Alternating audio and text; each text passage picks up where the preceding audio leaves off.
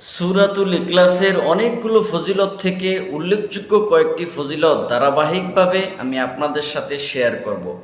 যেই ফজিলতের কথা শুনলে আপনি নিজেও সূরাতুল ইখলাসের প্রেমে পড়ে যাবেন।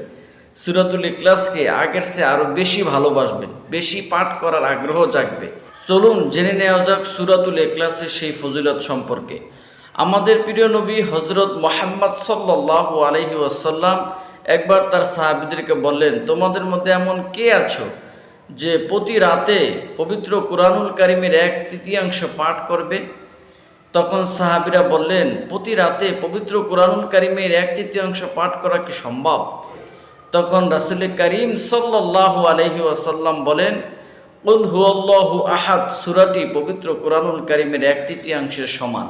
অর্থাৎ কেউ যদি প্রতি রাতে একবার সূরাতুল ইখলাস কুল হুয়াল্লাহু আহাদ সূরাটি তেলাওয়াত করে, তাহলে পবিত্র কুরআনুল কারীমের 3/1 তেলাওয়াত করার সমপরিমাণ সওয়াব তার আমলনামায় জমা হবে।